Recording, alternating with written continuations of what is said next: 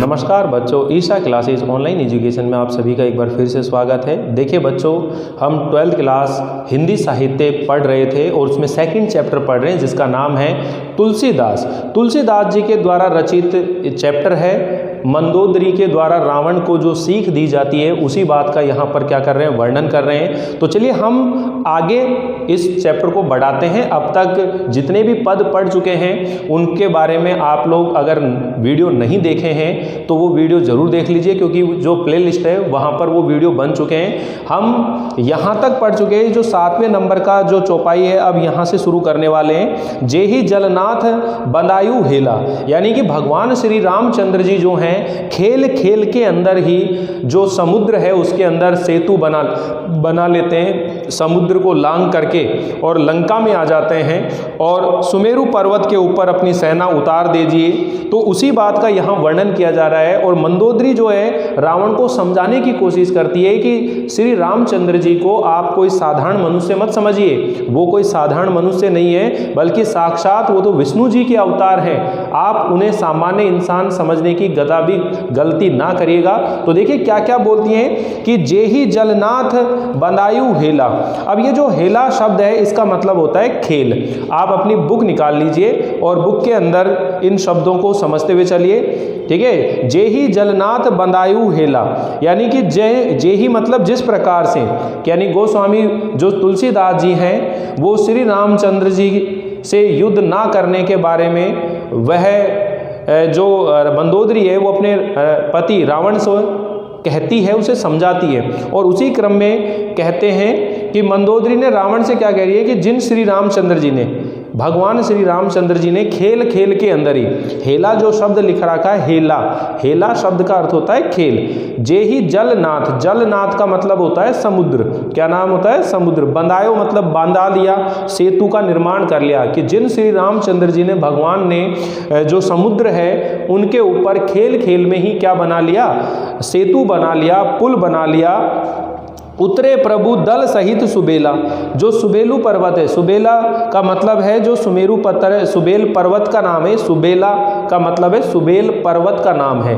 कि भगवान श्री रामचंद्र जी ने, प्रभु श्री रामचंद्र जी अपनी दल मतलब सेना के साथ में सुबेल पर्वत पर आ गए हैं, सुबेल पर्वत पर पहुंच पड़े हैं, ठीक है, पर्वत पर उतर पड़े हैं। उन सूर्य कुल, देखो कारुणिक दिनकर, दिनकर का मतलब होता है सूर्य कुल, वो सूर्य कुल के अंदर उत्पन्न होने वाले, ठीक है। केतु मतलब ध्वजा, केतु का मतलब पताका या ध्वजा होती है, ठीक है ना। सूर्य कुल की ध्वजा, पताका रूपी जो भगवान श्री रामचंद्र, जो कि कारुणिक यानी कि करुणा में भगवान है, ठीक है ना, उनका जो दूत है पठायो तब हित हेतु, कि उनका जो दूत आए थे उन्होंने भगवान ने आपके ही हित के लिए, पठायो तब हित हेतु, पठायो का अर्थ होता है भेजे, तुम्हारे हित के लिए उन्होंने क्या करा था, दूत को भेजा था, ठीक है। दूत पठायऊ, पठायऊ का शब्द का अर्थ होता है भेजा, तव मतलब तुम्हारे, हित मतलब हित के लिए, हेतु मतलब कारण, हित के लिए, यानी तुम्हारे हित हेतु, तुम्हारे कल्याण के लिए, तुम्हारे भले के लिए ही भगवान श्री रामचंद्र जी ने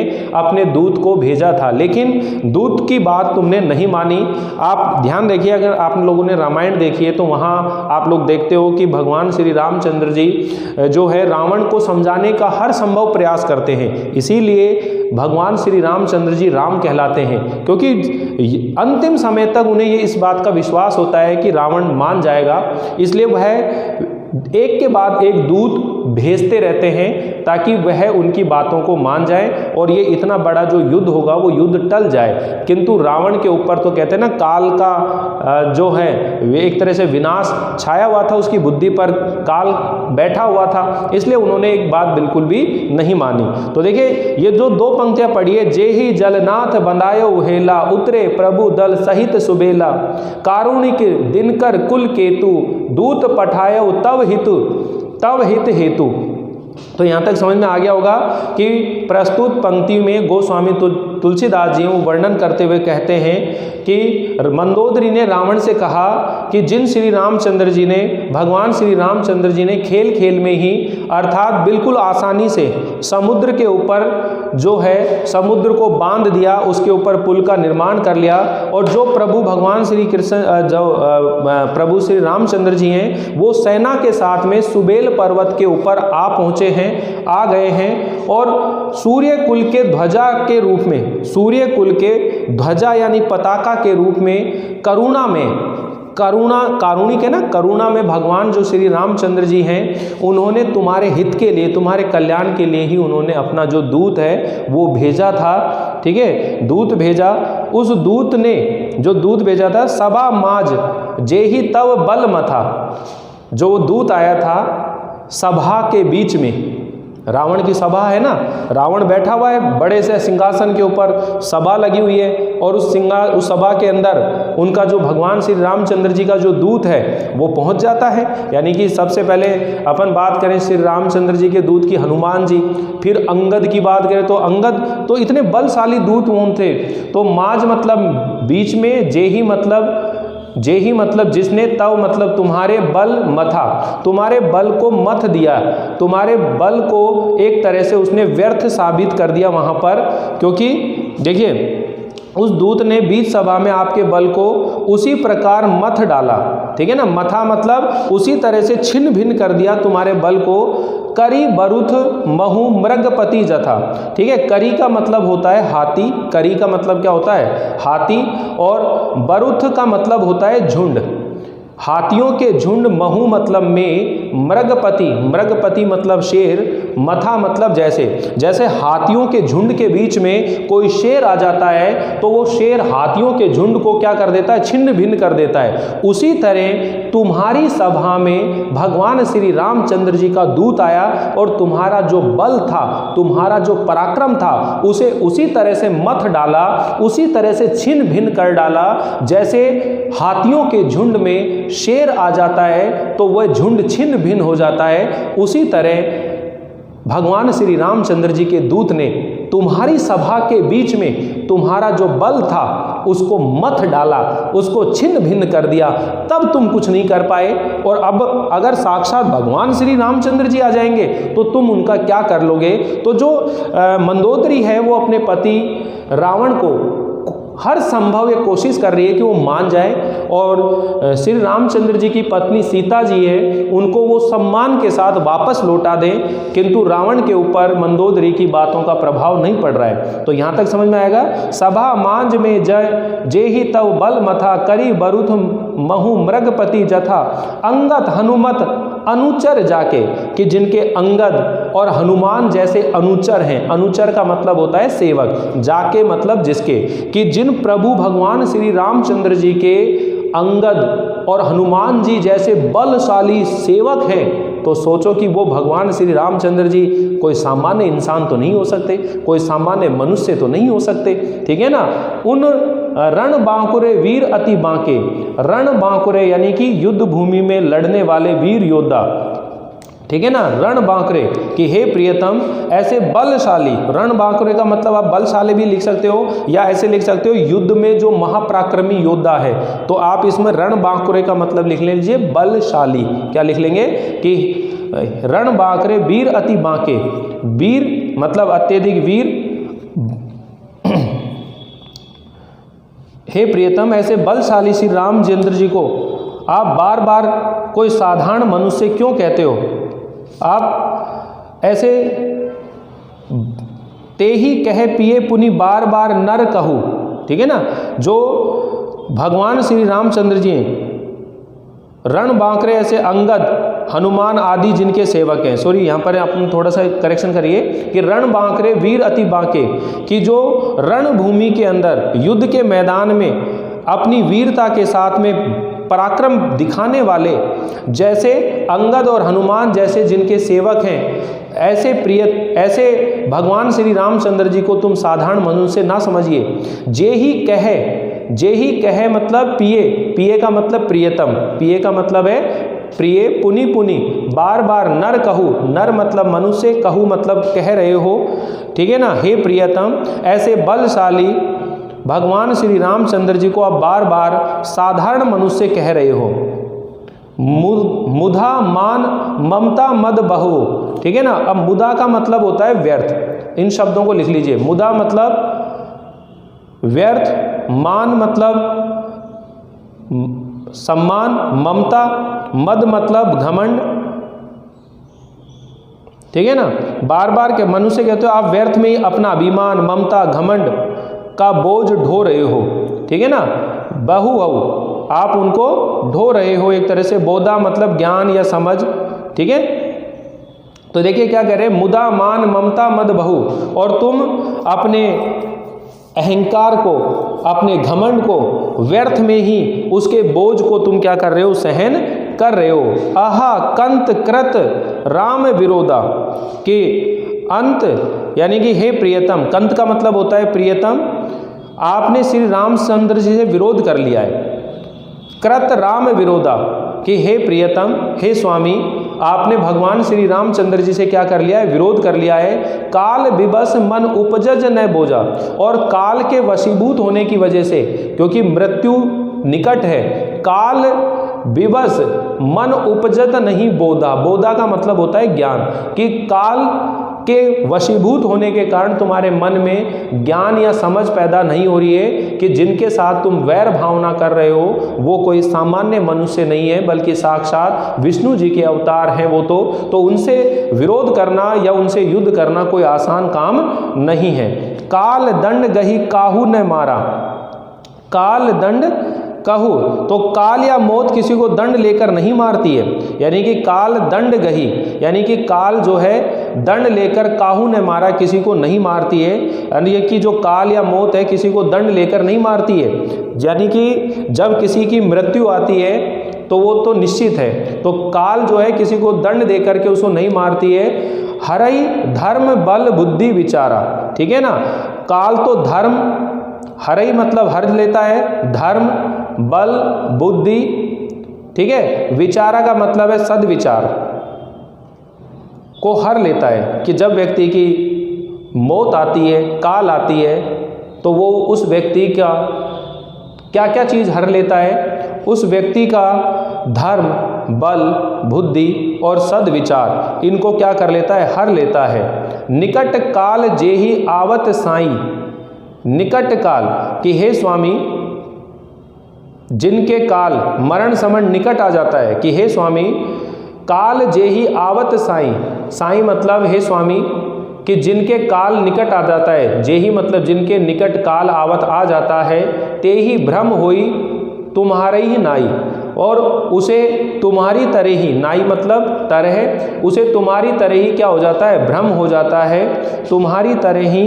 उसको गलत फहमी हो जाती है, ठीक है। यानी कि जिसकी मौत निकट होती है उसे तुम्हारी तरह क्या हो जाता है, भ्रम हो जाता है। तुमने भी भ्रम पाल लिया कि तुम भगवान श्री रामचंद्र जी से युद्ध करोगे और उनको पराजित कर दोगे, तो तुम्हारे मन में तुमने भ्रम पाल लिया है। जिस व्यक्ति की मौत निकट आती है तो अपने मन में वो क्या पाल लेता है, भ्रम पाल लेता है, तो वही स्थिति तुम्हारे साथ हो रही है। दोहा दुई सुत मरे, यानी कि तुम्हारे जो दोनों पुत्र थे, दुई मतलब दो, सुत मतलब पुत्र, मरे, दयऊ पुर अजऊ पुर पिए देहु, कि आपके दो पुत्र मारे गए, और पुर मतलब नगर, अजऊ पुर पिए देहु, कि हे प्रियतम, आपके दोनों पुत्र जो है मारे गए, आपका नगर जल गया, आपके नगर को भी क्या कर दिया, जला दिया गया।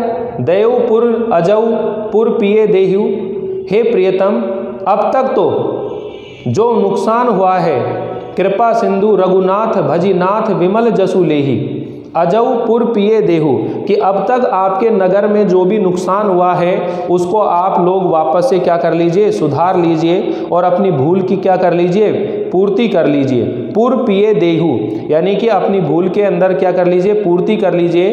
कृपा सिंधु रघुनाथ भजी, कि हे कृपा सिंधु, हे कृपा सिंधु, हे प्रियतम, आप वैर भावना त्याग करके और भगवान श्री रामचंद्र जी को भज करके, स्मरण करके, विमल जसु लेहु, एक विमल यश को प्राप्त कर लीजिए, एक विमल, एक पवित्र यश को प्राप्त कर लीजिए। तो देखिए बच्चों, वापिस से आप लोग इस चीज़ को समझ जाइएगा कि यहाँ पर जो मंदोदरी है वो कह रही है कि आपके जो दोनों पुत्र हैं वो मारे गए हैं, आपके नगर को क्या कर दिया, आग लगा दी गई है। इसलिए हे प्रियतम, अब तो अपना जो नुकसान हुआ है उसको सुधार लीजिए। इसका मतलब है आपने अब तक जो भूल की है उसको सुधार लीजिए। और हे नाथ, इसीलिए भगवान श्री रामचंद्र जी से आप वैर भावना त्याग कर, शत्रुता त्याग करके और उनके वैर भावना से त्याग करके और भगवान श्री रामचंद्र जी का स्मरण करके, भज करके उनके निर्मल यश को, उनके पवित्र यश को क्या कर लीजिए, प्राप्त कर लीजिए। तो देखिए बच्चों, यहाँ पूरा पद आपको समझ में आ गया होगा कि जो मंदोदरी है वो रावण से विनती करती है, प्रार्थना करती है कि प्रभु, हे स्वामी, भगवान श्री रामचंद्र जी से वैर भावना छोड़ दीजिए, क्योंकि भगवान श्री रामचंद्र जी इतने बलशाली हैं कि उन्होंने खेल खेल में ही बड़ी आसानी से ही समुद्र को बांध लिया, समुद्र के ऊपर पुल का निर्माण कर लिया, जो अपनी सेना के साथ में सुबेल पर्वत पर आ पहुँचे हैं, सुबेल पर्वत पर आकर के पहुँच गए हैं, ठीक है ना। और सूर्य वंश के ध्वजा रूप में, करुणा में भगवान श्री रामचंद्र जी ने आपको समझाने के लिए, आपके भले के लिए कई बार दूत भेजे हैं, और उन दूतों ने आपकी सभा के बीच में आकर के तुम्हारे बल को उसी तरह से मत दिया जैसे हाथियों के झुंड में जब शेर आ जाता है तो हाथियों के झुंड को छिन्न भिन्न कर देता है। उसी तरह उनके जो सेवक हैं, उनके अंगद, हनुमान जैसे उनके सेवक हैं, जो रण बांकरे वीर अति बांके, जो युद्ध भूमि के अंदर अत्यधिक पराक्रम दिखाने वाले अंगद और हनुमान जैसे महाबलशाली उनके सेवक हैं। ते ही कहे पिए पुनि बार बार नहीं। तो हे प्रियतम, तुम बार बार उसे साधारण मनुष्य क्यों कह रहे हो? जिनके सेवक इतने बलशाली हैं वो व्यक्ति कोई सामान्य व्यक्ति नहीं हो सकता, ठीक है ना। मुदा मान ममता मद बहो, और व्यर्थ में ही आप अपने मान, ममता, अहंकार, घमंड को व्यर्थ में ही उसका बोझ ढो रहे हो।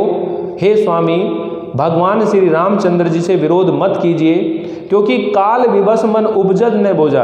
क्योंकि जब व्यक्ति काल के वशीभूत होता है तो उसके मन में समझ नहीं आती है कि उसे क्या करना चाहिए और क्या नहीं करना चाहिए। वही स्थिति तुम्हारी समझ में आ रही है। काल दंड गही काहू ने मारा, और जो काल है, मौत है, वो किसी को दंड स्वरूप किसी को नहीं मारता है, बल्कि काल तो जब मारता है जब व्यक्ति के अंदर धर्म, बुद्धि, बल और सद्विचारों का क्या हो जाता है, हरण हो जाता है, तो काल उसे मार देता है। और जिस व्यक्ति का काल निकट हो, निकट काल जेहि आवत साई, कि हे स्वामी, हे प्रियतम, जिसकी काल, जिसकी मृत्यु निकट आ जाती है वो तुम्हारी तरह ही भ्रमित हो जाता है, उसे भ्रम हो जाता है। वही तुम्हारी स्थिति हो रही है। तुम्हें देखा नहीं कि तुम्हारे दोनों पुत्र जो थे, दुई सुत मरे, दोनों सूत्र को मारा, दहेउ पुर, दहेउ मतलब दहन कर दिया, पुर मतलब नगर, और तुम्हारे सारे नगर को क्या कर दिया, आग लगा दी, सारे नगर को जला दिया,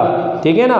अजऊ पुरे पिए देहु, कि हे प्रिय, आजऊ मतलब अब एक बार फिर से आप विचार कर लीजिए, एक बार फिर से समझने की कोशिश करिए। कृपा सिंधु रघुनाथ भजे, कि हे कृपा सिंधु, हे कृपा के समुद्र सागर, हे स्वामी, एक बार फिर से आप मन में विचार करके प्रभु भगवान श्री रामचंद्र जी का क्या कीजिए, स्मरण कीजिए, स्मरण कीजिए। हे नाथ, विमल जसु लेव, और उनका जो पवित्र यश है उसे प्राप्त कीजिए। तो इस तरह से जो मंदोदरी है वो रावण को हमेशा ये कोशिश कर रही है कि वो किसी तरह से मान जाए, भगवान श्री रामचंद्र जी के साथ उनका युद्ध ना हो। अगर उनके साथ युद्ध हुआ तो सारी लंका का क्या हो जाएगा, विनाश हो जाएगा, सारी राक्षस कुल का विनाश हो जाएगा। इसलिए जो मंदोदरी है एक विवेकशील नारी के रूप में, एक समझदार पत्नी के रूप में अपने पति रावण को गाइड कर रही है, उसको समझाने की कोशिश कर रही है कि आपकी बुद्धि भ्रष्ट हो गई है, कुल मिलाकर के आपको समझ ही नहीं है कि आपके सामने जो खड़ा है वो कोई सामान्य मनुष्य नहीं है। जिनके सेवक इतने बलशाली हैं, जिनके दूत इतने बलशाली हैं, वो व्यक्ति कोई सामान्य व्यक्ति कैसे हो सकता है। तो इस तरह से मंदोदरी उन्हें समझाने की कोशिश करती है। ठीक है बच्चों, अब आगे का जो नेक्स्ट पद है उसे निकाल लीजिए आप लोग, कि तव बल नाथ डोल नित धरनी। तव बलनाथ, ठीक है ना।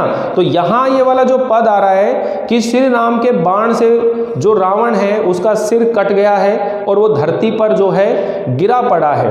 रावण जो है उसका सिर कटकर मंदोदरी के सामने गिरा और उसे देखकर मंदोदरी क्या कर रही है, विलाप कर रही है और रावण के प्रताप का बखान करने लगी। जो रावण है उनके पराक्रम का बखान करने लगी। उसी अवसर पर ये मंदोदरी का क्या एक कथन है और उसका यहाँ पर वर्णन किया जा रहा है कि किस तरह से तव बल नाथ डोल नित नर्तनी, कि हे नाथ तुम्हारा जो पराक्रम था उससे ये सारी धरती डोलती थी। हे स्वामी, हे नाथ तुम्हारे बल से पृथ्वी हमेशा कांपती रहती थी।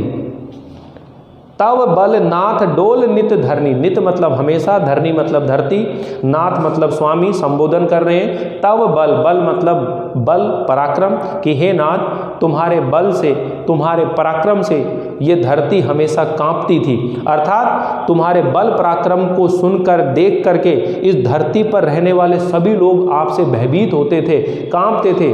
तेजहीन पावक शशि तरनी, अब तेजहीन यानी तेज का मतलब होता है अग्नि, तेजहीन, ठीक है ना। तो यहां पर देखिए क्या करें, पावक का मतलब होता है अग्नि, पावक का मतलब क्या होता है अग्नि, शशि मतलब चंद्रमा, तरनी मतलब सूर्य। इसमें तीन शब्द हैं, पावक यानी अग्नि, शशि यानी कि चंद्रमा, तरनी यानी कि सूर्य। कि जो अग्नि है, चंद्रमा है, सूर्य है, वो भी तुम्हारे सामने तेजहीन थे। अर्थात इनका भी तेज पराक्रम तुम्हारे सामने कुछ भी नहीं था। यानी कि अग्नि, चंद्रमा और सूर्य भी तुम्हारे सामने तेजहीन थे। शेष कमठ सही सकन्य भारा, शेष कमठ, अब यहाँ पर देखिए जो कमठ शब्द है इसका मतलब होता है कच्छप, कच्छप का मतलब होता है कछुआ, इसको लिख लीजिए आप। शेष कमठ, कमठ का मतलब होता है कछुआ, शेष से मतलब शेषनाग, सही सखत ने भारा, कि जो शेषनाग है और जो कछुआ है वो भी तुम्हारे भार को सहन नहीं कर सकते, ठीक है ना। शेषनाग और कच्छप भी जिसका भार नहीं सह सकते थे, वही तुम्हारा शरीर आज धूल से सना हुआ धरती पर पड़ा है। यानी कि सो तनु, तनु मतलब शरीर, भूमि मतलब धरती, परेव भरी छाया, ठीक है ना। यानी कि भूमि के अंदर मिट्टी से मिला हुआ, मिट्टी के अंदर सना हुआ धरती पर पड़ा हुआ है। कहने का मतलब है कि भाई इस पृथ्वी के भार को किसने उठा रखा है, शेषनाग ने उठा रखा है, ठीक है ना। और कच्छप यानी कि कछुआ। तो कह रहे हैं कि भगवान श्री रामचंद्र जी से ये ऐसी स्थिति है कि जो रावण है, युद्ध हो गया, भगवान श्री रामचंद्र जी के बाणों से जो रावण है उसका सिर कट गया और वो धरती पर चित पड़ा है। तो जो मंदोदरी है उनके बल पराक्रम को याद कर रही है कि हे स्वामी, हे नाथ, हे स्वामी, हे नाथ तुम्हारे बल से ये जो धरती है हमेशा कांपती रहती थी, तुम्हारी धरती हमेशा कांपती रहती थी। अग्नि, चंद्रमा और जो सूर्य हैं वो भी तुम्हारे सामने तेजहीन हो जाते थे। शेषनाग और कछुआ भी जिसका भार नहीं सह सकते थे, वहीं तुम्हारा शरीर आज धूल से सना हुआ धरती के ऊपर पड़ा है, ठीक है। तो ये दो लाइनें समझ में आ गई कि आज धूल में सना हुआ तुम्हारा जो शरीर है वो इस धरती के ऊपर पड़ा हुआ है। एक समय था कि धरती के ऊपर ये भार सहन नहीं कर सकते थे। वरुण, कुबेर, सुरेश, समीरा, अब ये तीन नाम है। वरुण देव, वरुण से मतलब वरुण देव, ठीक है। कुबेर, वरुण, कुबेर, सुरेश का मतलब इंद्र होता है, समीरा मतलब वायु होता है। वरुण, कुबेर, इंद्र और वायु रन सम्मुख धरी काहू न धीरा, रन मतलब युद्ध में, सम्मुख मतलब सामने यानी तुम्हारे सामने, धरी मतलब धैर्य, काहू न धीरा यानी कि धीरा मतलब धैर्य, ठीक है। धरी मतलब धारण, काहू न मतलब किसने, यानी इनमें से किसी ने भी युद्ध में तुम्हारे सामने धैर्य धारण नहीं किया। यानी कि वरुण देव, कुबेर, सुरेश यानी कि इंद्र और जो वायु है, इनमें से किसी ने भी तुम्हारे सम्मुख, तुम्हारे सामने जो धैर्य है वो धारण नहीं किया। अर्थात ये सब लोग क्या होते थे, तुमसे भयभीत होते थे।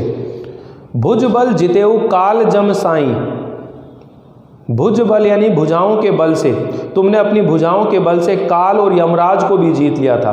काल और जम, जम मतलब जमराज, साईं, ठीक है ना। साईं का मतलब होता है कि हे स्वामी, या कि हे स्वामी तुमने अपने भुजाओं के बल से जो काल है और जो यमराज है उनको भी जितेहु मतलब जीत लिया था। आजू परेहु अनाथ की नाई, लेकिन आज इस धरती के ऊपर तुम अनाथ की तरह पड़े हुए हो। हे स्वामी, एक समय था जब तुमने अपने भुजाओं के बल से काल को और यमराज को जीत लिया था, लेकिन आज तुम बिल्कुल एक तरह से अनाथ की भांति, अनाथ की तरह इस धरती के ऊपर पड़े हुए हो, गिरे हुए हो, ठीक है। एक अनाथ की तरह आज तुम इस धरती के ऊपर पड़े हुए हो। तुम्हारी प्रभुता संसार भर में प्रसिद्ध रही, जगत विदित तुम्हारी प्रभुताई, कि हे स्वामी तुम्हारी जो प्रभुता है, तुम्हारा जो बल पराक्रम है, वो सारा संसार जानता है, सारे संसार भर में क्या रही है, प्रसिद्ध रही है। जगत विदित तुम्हारी प्रभुताई, कि तुम्हारी जो प्रभुता है वो सारा संसार जानता है, सारे संसार में प्रसिद्ध है। सुत परिजन बल बरिन न जाई, सुत तुम्हारे पुत्र और परिजनों की शक्ति का वर्णन नहीं किया जा सकता। सुत और परिजन, बल बरिन, बरिन का मतलब है वर्णन, न जाई नहीं किया जा सकता, कि तुम्हारा जो पुत्र है और जो तुम्हारे परिजन हैं उनके बल और पराक्रम का वर्णन नहीं किया जा सकता, उनके बल और पराक्रम का वर्णन नहीं किया जा सकता। राम विमुख उस हाल तुम्हारा, अब देखो राम के विमुख, राम के विमुख होने से ही तुम्हारी ऐसी दुर्दशा हुई है। राम के विमुख होने से उस हाल तुम्हारा, ऐसा हाल हुआ है कि तुम राम के क्या होगे, विमुख होगे, विरुद्ध होगे। और अगर राम के विरुद्ध नहीं होते तो तुम कभी भी, तुम्हारा ऐसा हाल नहीं होता, ठीक है ना। राम विमुख उस हाल तुम्हारा, भगवान श्री रामचंद्र जी के विरुद्ध होने की वजह से ही तुम्हारी ऐसी दुर्दशा हुई है कि अब कुल में कोई रोने वाला भी नहीं रह गया है। रहा न कोऊ कुल रोव निवारा, रोव निवारा मतलब लिख लीजिए, एक कठिन शब्द है, रोव निवारा मतलब रोने वाला, कि तुम्हारी ऐसी दुर्दशा हो गई है कि कुल में तुम्हें रोने वाला भी, तुम्हारे कुल में कोई रोने वाला भी नहीं बचा है, क्योंकि युद्ध में सभी लोग मारे गए।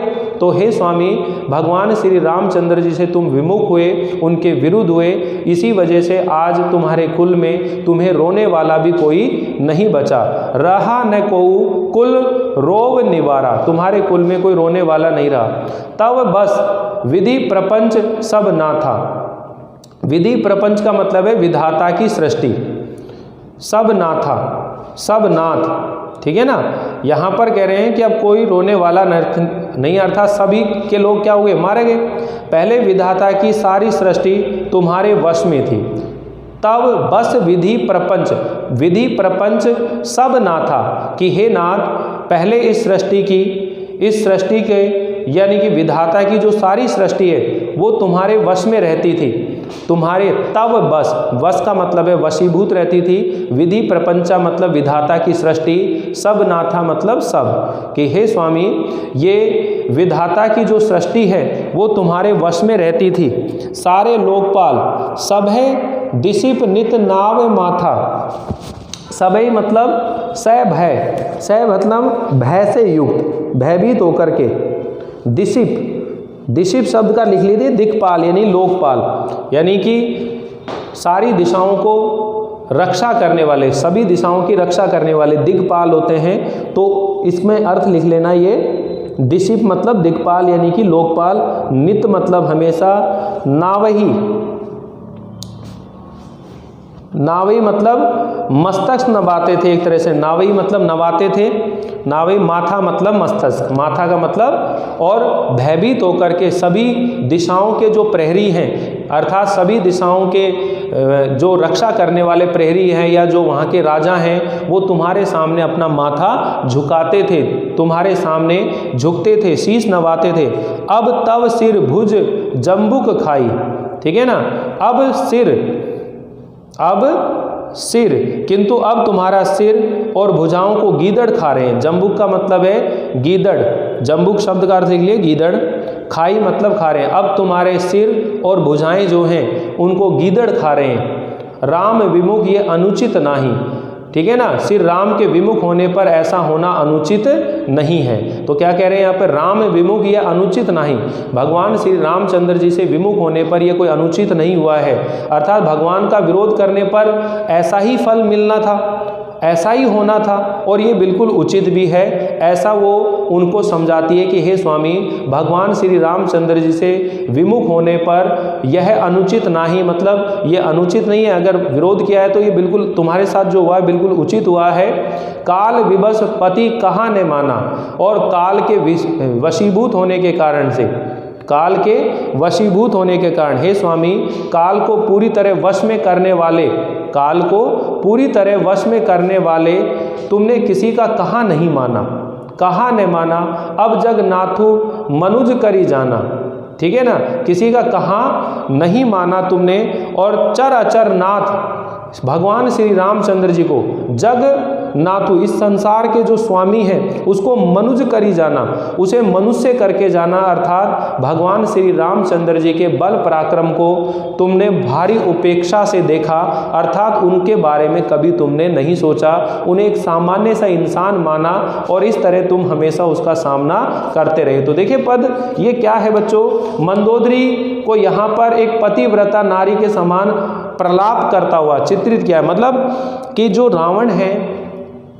उनका सिर कट गया और धरती पर पड़े हैं, तो उनकी पत्नी जो है मंदोदरी वो विलाप कर रही है, रो रही है कि हे स्वामी, इस सारी धरती के ऊपर, जैसे कह रहे ना कि हे स्वामी, तुम्हारे बल से हमेशा ये पृथ्वी कांपती रहती थी, कांपती रहती थी, ठीक है ना, अग्नि चंद्रमा सूर्य भी तुम्हारे सामने तेजहीन हो जाते थे, शेष नाग और कछुआ भी जिसका भार नहीं सह सकते थे, वहीं उसी धरती पर तुम्हारा शरीर आज धूल से सना हुआ पड़ा हुआ है। वरुण, कुबेर, इंद्र और वायु, इनमें से किसी ने भी युद्ध में तुम्हारे सामने धैर्य धारण नहीं किया, मतलब तुम्हारे साथ युद्ध करने का साहस नहीं कर पाए। तो इस तरह से वो प्रलाप करने पे लगी हुई है, रोने पे लगी हुई है। तो मंदोदरी के बारे में बात हो गई। अब देखिए बच्चों, लास्ट में 4-5 पंक्तियां और हैं दोहे के रूप में, इनको और पढ़ लीजिए, फिर ये अपना जो चैप्टर है बिल्कुल फिनिश हो जाएगा। फिर हम लोग तीसरा चैप्टर पढ़ेंगे रहीमदास जी के बारे में, ठीक है। तो अपनी ये जो बुक है इसको अपन धीरे धीरे कंप्लीट करते चलेंगे, वीडियो स्किप ना करें, पूरा ध्यान से सुनने की कोशिश करें। बस मैं इतना सा कर रहा हूँ कि बोर्ड पे नहीं लिख रहा हूँ आप लोगों को, क्योंकि लिखने पे थोड़ा सा टाइम लग जाता है, तो इस वजह से आप लोग समझने की कोशिश करें, अपने बुक में ध्यान रखें। देखो, जानो मनुज करी दनुज, जानो मतलब जाना, ये विलाप मंदोदरी कर रही है, यहाँ पर भी विलाप कर रही है, और रावण के मृत शरीर को देख करके जो दुख और व्यथा मंदोदरी व्यक्त कर रही है, उसी चीज़ को यहाँ पर व्यक्त कर रही है कि जान्यो मनुज करु करी दनुज कानन दहक पावक हरि स्वयं। वो कह रही है कि हे प्रियतम, दनुज मतलब दैत्य, कानन मतलब वन, दैत्य रूपी वन को, दैत्य रूपी वन को दहन पावक जलाने के लिए अग्नि रूपी हरि, अग्नि स्वरूप में साक्षात भगवान श्री रामचंद्र जी को तुमने साधारण मनुष्य समझा। कहने का मतलब यह है, रूपक अलंकार का प्रयोग हो रहा है। तो यहाँ पर देखो क्या कह रहे हैं, जानो मनुज करी दनुज कानन, देखो इसको मैं नोट कर देता हूँ, जान्यो मनुज करी, अब क्या लिख रहे हैं, देखो जान्यो मनुज, मनुज मतलब मनुष्य, मनुज का मतलब क्या होता है मनुष्य, करी दनुज मतलब दैत्य राक्षस, कानन मतलब वन, कानन का मतलब क्या होता है वन, और दहन मतलब जलाना, पावक मतलब अग्नि, पावक का मतलब क्या होता है अग्नि, हरि स्वयं, हरि स्वयं। दूसरी लाइन और लिख देते हैं, जेहि नमत शिव ब्रह्म आदि, और जिसे, जेहि का मतलब होता है जिसको, नमत मतलब नमस्कार करते हैं, नमत मतलब नमस्कार करते हैं। कौन कौन नमस्कार करते हैं, देखो शिव, ब्रह्म आदि, जिसको शिव जी, ब्रह्मा आदि, सुर मतलब देवता, सुर मतलब देवगण जिन्हें नमस्कार करते हैं। पिए भजेऊ नहीं करुणा में, पिए मतलब प्रियतम, संबोधन कर रही है पिए प्रियतम, भजेऊ मतलब भजन नहीं किया,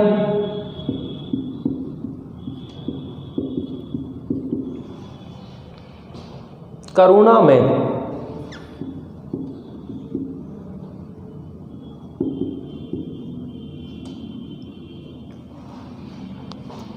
तो यहां पर कह रहे हैं, देखो ये शब्द लिख रहे हैं, देखो क्या बोल रहे हैं कि धनुज यानी दैत्य रूपी राक्षस,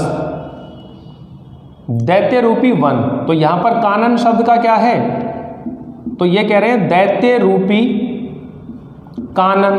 कानन का मतलब क्या होता है, वन। और वन में जब अग्नि लग जाती है, वन में क्या लग जाती है, अग्नि लग जाती है, तो सारा जंगल जल जाता है। तो पावक रूपी, ठीक है ना, क्या है, पावक रूपी। तो ये दैत्य यहां पर आपने लिख दिया हरि, हरि का मतलब हो गया भगवान श्री रामचंद्र जी।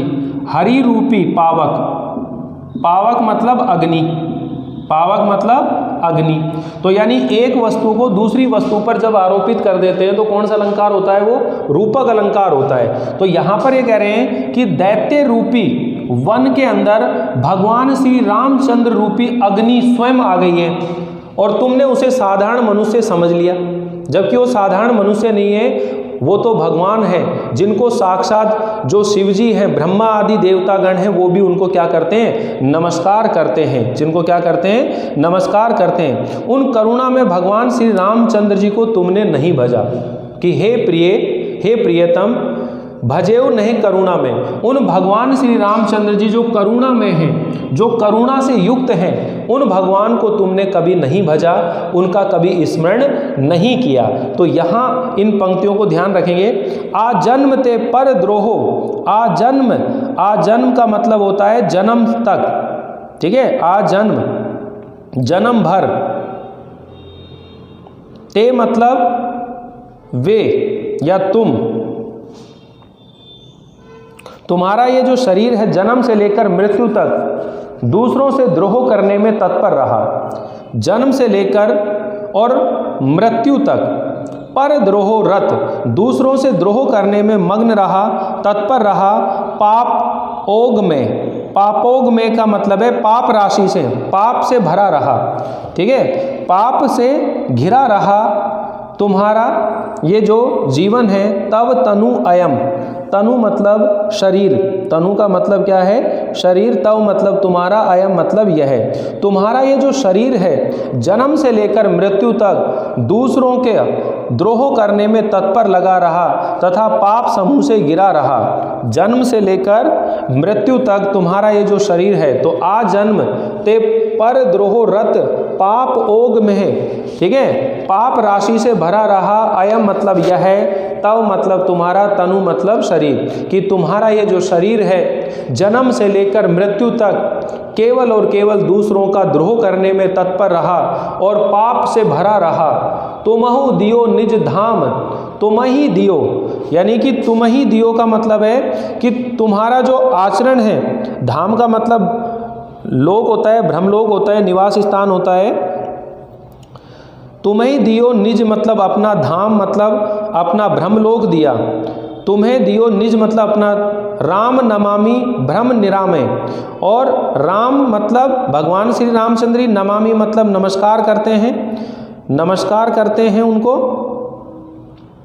नमामि ब्रह्म निरामय, और ब्रह्मा जी विकारों से रहित, ब्रह्मा मतलब विकारों से रहित, तो इसका मतलब है निर्विकार। इतना बुरा आचरण करने पर भी उन निर्विकार ब्रह्मा जी ने तुम्हें अपना धाम ब्रह्मलोक दिया। मैं उन करुणा में ब्रह्म को क्या करती हूँ, प्रणाम करती हूँ कि तुम इतना बुरा आचरण करने पर भी ब्रह्मा जी ने बिना विकार के, निर्विकार होकर के ब्रह्मा ने तुम्हें अपना धाम ब्रह्मलोक दे दिया। मैं उन करुणा में ब्रह्म को क्या करती हूँ, प्रणाम करती हूँ। अह नाथ रघुनाथ सम कृपा सिंधु नहीं आन, कि हाय नाथ, अह नाथ मतलब हाय नाथ, श्री रघुनाथ जी के समान कृपा सिंधु, कृपा का समुद्र नहीं आन, यानी कोई दूसरा नहीं है।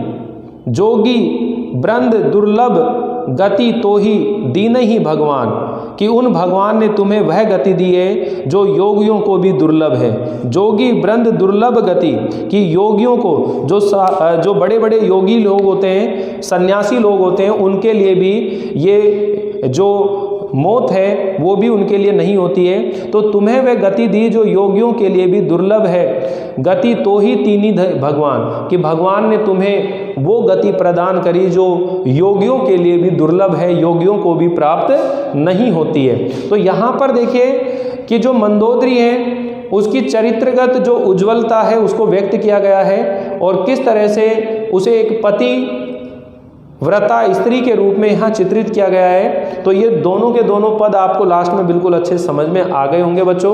अब देखिए क्वेश्चन आंसर को अगर आप देखेंगे तो बिल्कुल आराम से इनका उत्तर आप बता सकते हैं। और देखिए ये कह रहे हैं रामचरितमानस के रचयिता कौन है, तो आप जानते हो रामचरितमानस के रचयिता तुलसीदास जी हैं। और तुलसीदास जी की मुख्य रूप से कितनी रचनाएं हैं, 12 रचनाएं हैं। और 12 रचनाओं के बारे में मैंने पूरा विवरण फर्स्ट वीडियो के अंदर, जो भी चैप्टर होता है उसके अंदर फर्स्ट वीडियो के अंदर लेखक का या कवि का परिचय बताता हूं, तो वहां से आप वो चीजें देख सकते हैं। अब जैसा कि मॉडल पेपर भी आ चुका है बच्चों, तो हिंदी साहित्य के अंदर जो मॉडल पेपर है या किसी भी सब्जेक्ट का मॉडल पेपर आया है उसका जो पैटर्न है उसका सेम पैटर्न है। सभी के अंदर 28 प्रश्न आएंगे और उन 28 प्रश्नों के अंदर से एक प्रश्न यानी जो फर्स्ट प्रश्न है उसके अंदर पहले के 10 होंगे, यानी कि 10 जो हैं ऑब्जेक्टिव टाइप प्रश्न होंगे, विकल्प वाले प्रश्न होंगे, ठीक है। और उसके बाद में अगर हम बात करें तो 2 नंबर से लेकर के और 11 नंबर तक, 2 नंबर से लेकर के और 11 नंबर तक की अगर हम बात करेंगे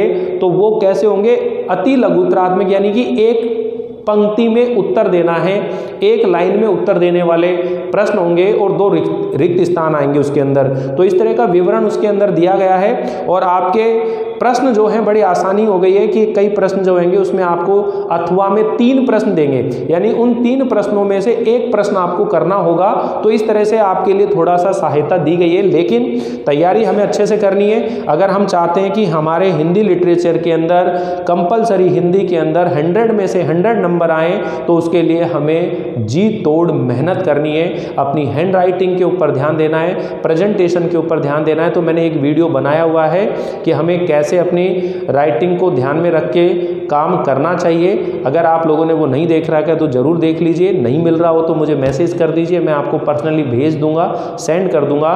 और आगे भी मैं आपको नई नई हेडिंग बनाने के तरीके बताने वाला हूँ, ठीक है। तो आप जुड़े रहिए। तो देखिए मंदोदरी किसकी पत्नी थी, बड़े आराम से बता सकते हैं, मंदोदरी रावण की पत्नी थी। रावण को लंकेश क्यों कहते हैं, क्योंकि लंका का स्वामी यानी राजा होने के कारण से रावण को क्या कहते हैं, लंकेश। तो देखो लंकेश मतलब लंका प्लस ईश, लंका का जो स्वामी है, लंका का राजा था, इसीलिए उसे क्या कहते थे, लंकेश कहते थे। मंदोदरी ने रावण को किससे वैर न लेने की सलाह दी है, भगवान श्री रामचंद्र जी से, प्रभु श्री रामचंद्र जी से वैर ना लेने की क्या दी है, उसको सलाह दी है, ठीक है। रावण किसका अपहरण करके लाया था, तो आप सभी जानते हो रावण जो है माँ सीता जी का अपहरण करके लाया था।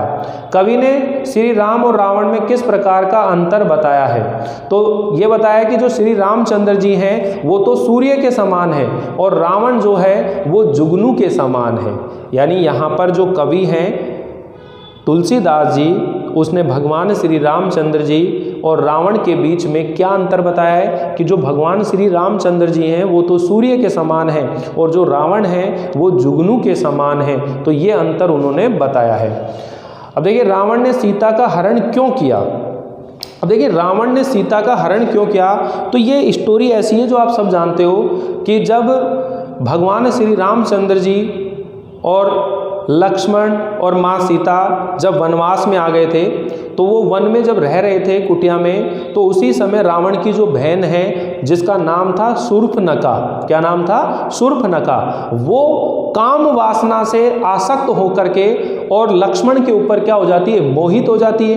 किंतु लक्ष्मण जो है उन्होंने क्रोध में आकर के क्या कर देते हैं, उसकी नाक काट देते हैं। और इसी अपमान का बदला लेने के लिए शूर्पणखा जो है अपने भाई रावण के सामने सीता जी के सौंदर्य के बारे में वर्णन करती है और अपने साथ हुए व्यवहार के बारे में बताती है। तो इसीलिए जो रावण है वो अपनी बहन के अपमान का बदला लेने के लिए सीता जी का हरण कर कर ले आते हैं। तो इसी वजह से वो लेकर आते हैं। तो आप लोग इसको याद रख लेंगे, ठीक है ना।